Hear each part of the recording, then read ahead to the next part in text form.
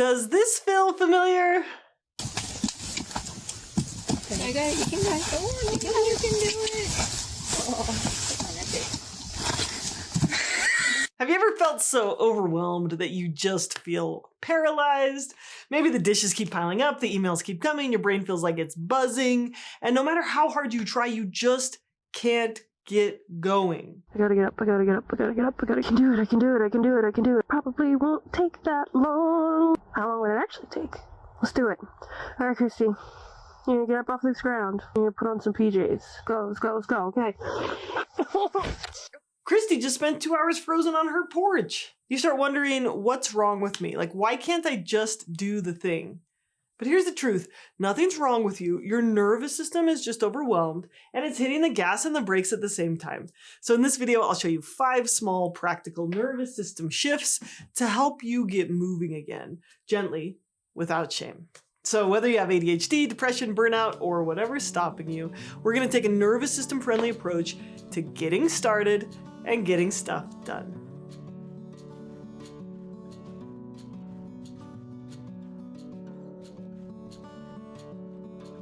Okay, so first let's talk about what's going on in your nervous system. If we take a look at the polyvagal ladder, when we're feeling overwhelmed, it's when we're stuck in anxiety, the sympathetic or activated state, and the shutdown state. It's like your foot is on the gas and the brakes at the same time. Like I can feel like the overwhelm actually setting in, and I'm like, oh, this feels like we're gonna be on doing nothing for a few hours and just scroll on our phone. This feels like I'm gonna lay down and I'm not getting back up. Holy cow. And because you're in a fear state, you can't pressure yourself into thinking more clearly. That pushes you further down into shutdown. You can't think your way out of a dysregulated body. Your emotional brain, the limbic system down in here, cannot tell the difference between a mountain lion and an inbox full of emails. So its job is survival. So it shuts down your problem-solving circuits and pumps out all these stress hormones to get you to fight, flight, or freeze, which is how we got stuck here. Now, a lot of people shame themselves. They think, oh, I should be able to do this. But the more you pressure yourself, the more fear you feel, and the harder it is to move up the ladder into action or safety. So you've got to regulate first and then problem solve second. So let's talk about how to do that. Step 1 is to change your state. So instead of pressuring yourself to be different, you need to show yourself that you're capable and that you're safe. You need to change your nervous system state before you change your tasks. So let me give you an example. One morning, my 6-year-old would not get out of bed for school. She was just frozen in bed with dread. Now, I was short on time, I was sleep deprived, and I started feeling really irritable. I did not want to just yell or threaten her. I didn't want to be all angry. So, to be honest, I do not do this all the time, but I thought, oh, how can I make this fun? So I told her, I said, hey, we can do this the robot way, the D2D2 way, or we can do this the angry way. Now, the robot and the D2D2 way are games that we've played before when we're doing chores and stuff. So I was like super shocked when she chose the angry way because that's the one I was trying to avoid. But because I'd already framed this as a game, when I said to her, like in this exaggerated, loud, angry voice, Grace, you have to get dressed right now, she giggled. So then when I grabbed her legs, she laughed even more. Doing this as the angry way as a game made the whole thing fun for both of us, and pretty soon she was getting moving and getting dressed. So making it a game shifts your state from fear to play and helps you get activated instead of frozen. We'll talk more about gamifying things later, but what's important here is to do it in your nervous system, to do it in your body. You've got to restore safety with your self-talk. So instead of saying something like, I'm so overwhelmed, I'm such a loser, why can't I just get it done?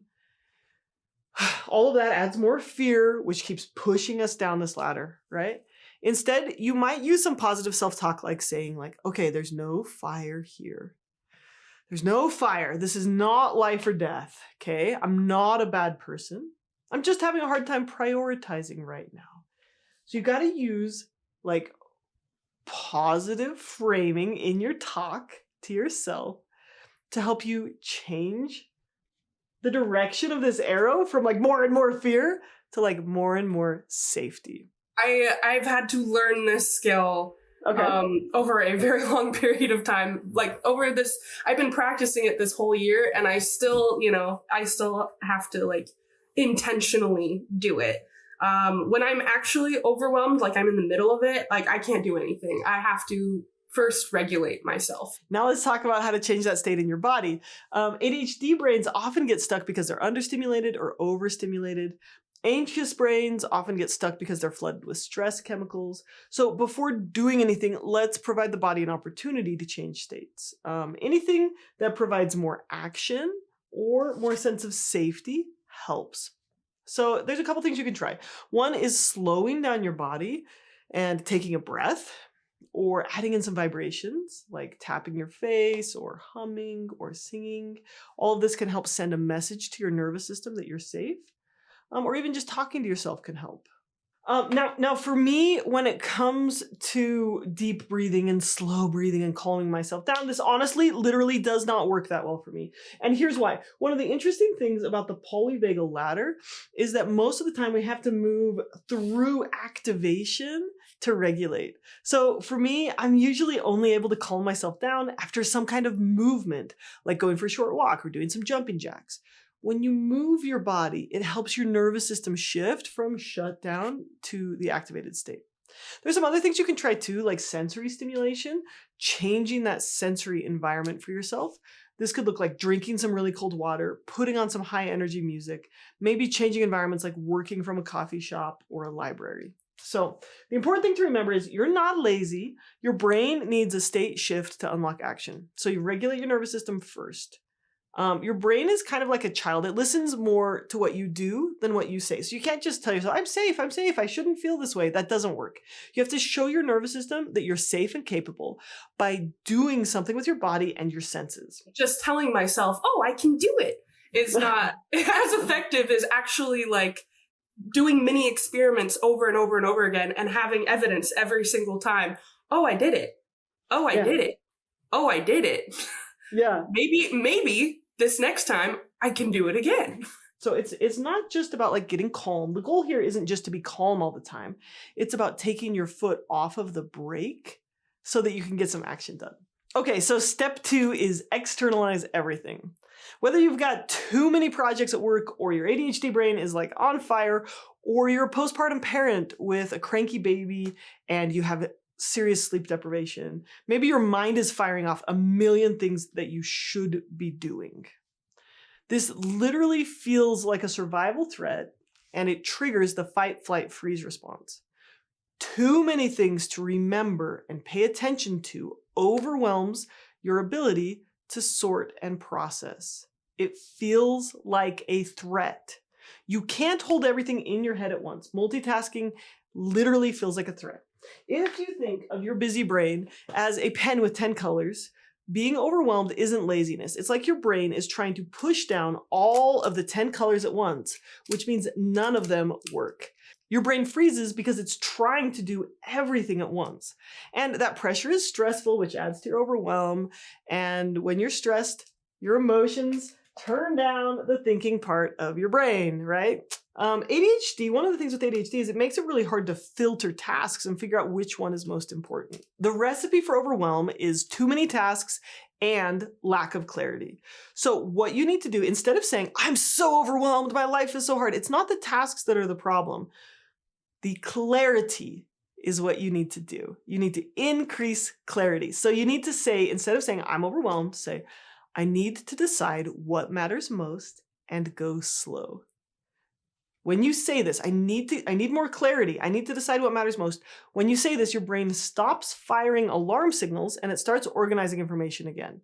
So talk to yourself nicely, okay? We need to increase our clarity around the task. You don't need more pressure, you need more clarity. So which color should I start with? Oh, I'll go with this one. Ta-da! Clarity reduces anxiety more than doing everything does. I try to get myself regulated first, and then I sit down and I'm like, okay, what absolutely has to be done today? Or what can be done later? Like, be really honest with yourself. Is it Do you actually have to do it this week? Do you actually have to do it today? Because a lot of the time, my overwhelm is like, if I don't do everything all the time right now, everything's going to crumble. Everything is going to crumble, and you are going to lose everything, and everything you worked for is going to be gone. If you don't hold everything together all the time and you're perfect. That is how I feel on the inside. Holy cow. All the time. Yeah. And Holy it's cow. exhausting. That sounds exhausting. So to do this, we need to support our processing. And to do that, we need to externalize everything. That means you need to get this list out of your head and dump your to-do list onto paper. Okay? Next, cross off anything that's not urgent or important. And then just circle 3 actionable things. Now, if writing all of this down on a piece of paper still feels overwhelming, you can write it all down on a piece of paper and then put that paper to the side and write on a Post-it note the next thing you're going to do. Just one small step. Okay, and then you can just hide that piece of paper with the list. If you get your one Post-it note done today, that's a success. Okay, you're not trying to make the perfect plan. You're just trying to turn that brain noise into a list. The brain hates confusion more than it hates work. Okay, so externalize everything. You've got to make it physical, you've got to make it visual, and then you've got to choose what's most important. Now, this works as a short-term crisis method like this brain dump, but in the long run, if we really want to manage overwhelm, we've got to create these external systems to help you remember and organize stuff, like visual calendars, using whiteboards, or setting reminders on your phone. Okay, step number 3, shrink the task. So shrink the task until it's almost embarrassing. There's a popular book out there titled Eat That Frog that basically says, do the hardest thing in your day first. Eat that frog. But for people who are paralyzed with stress or ADHD, that can lead to like endless overwhelm and procrastination. Eating the frog is not helpful. So instead, start with the smallest task first and get some momentum. And guess what? It doesn't matter if you start with a ridiculously small and easy task. When you've done a tiny task, you gain confidence, which fuels momentum for the next task. So don't clean the kitchen. You're going to put a plate in the sink. Don't say like, I have to finish this report. You're going to set a task like, I'm going to open the document and write the first line. Getting a little bit of momentum can help your nervous system shift from I'm helpless to I can do this. Okay? It's going to help your nervous system feel more capable and more safe, and that can help you get out of that freeze or overwhelm state. And by the way that dopamine works is that action actually fuels motivation, not the other way around. So dopamine comes from doing stuff. Motivation comes from doing stuff. One of the things I think is really important with this is you might have to limit your sensory input to do this. So like with the pen example, you've got to be pushing down less colors at once. Casey Davis, she's the author of How to Keep House While Drowning. She recommends like closing doors to messy rooms in your house or covering up the dishes in your sink with a towel so that you can decrease that overwhelm, decrease that noise, right? And just work on one tiny problem at a time. Like put one sock away, title the document, write one sentence. Okay, so that's number 3. Instead of eat that frog, just get moving. Movement leads to motivation. Don't make yourself do the hardest things first. You can do the hardest tasks when you're most motivated. Just start small and build momentum as you go. And I think another thing that's important to know with motivation is it's really important to celebrate tiny wins. So that might look like check marks. Check off everything. If you finish something and it wasn't on your checklist, write it down and check it off anyway. Every check mark gives a little dopamine boost, which gives you more motivation in the future and helps you feel more capable.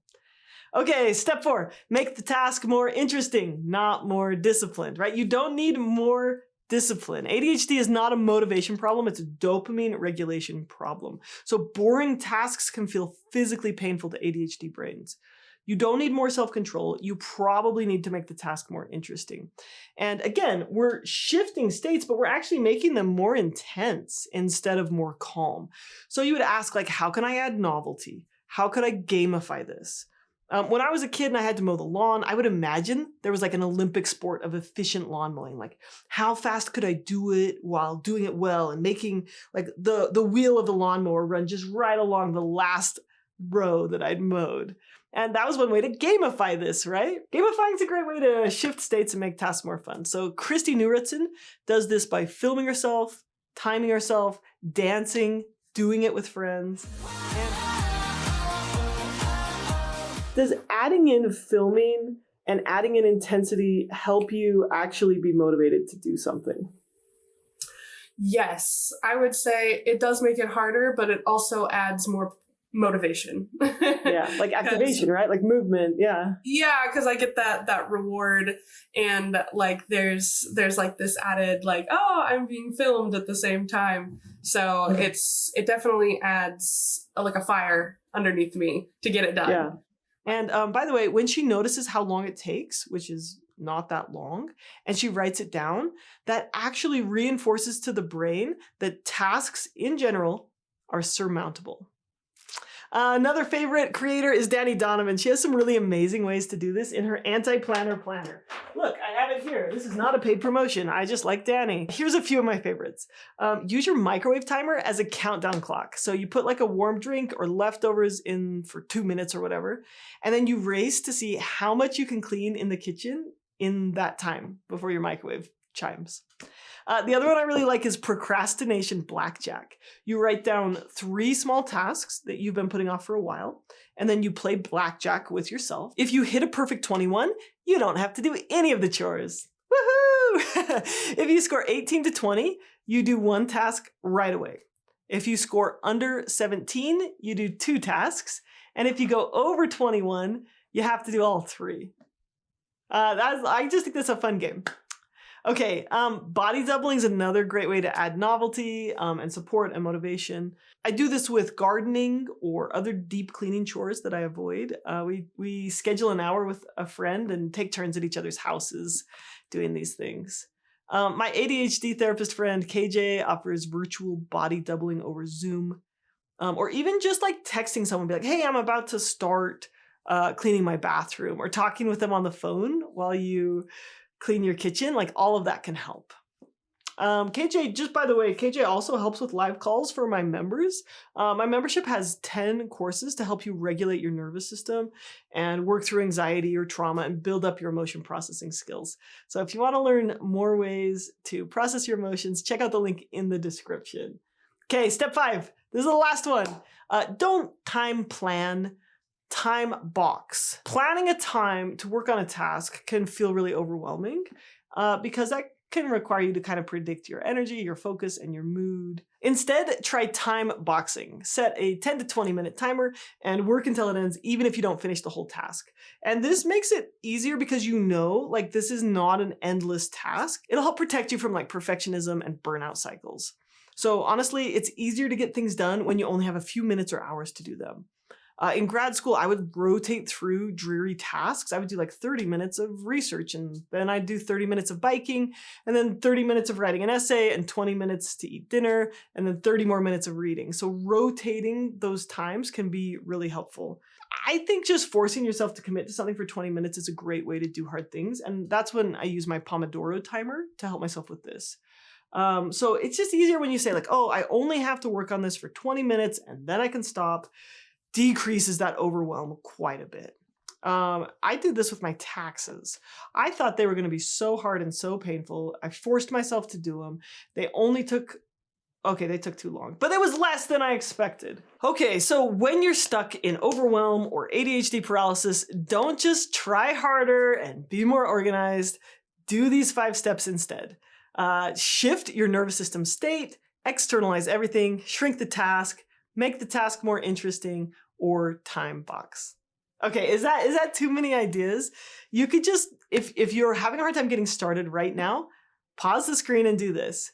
20 jumping jacks, write down the first task, make it tinier, tell your friend you're getting started, and set a 10-minute timer.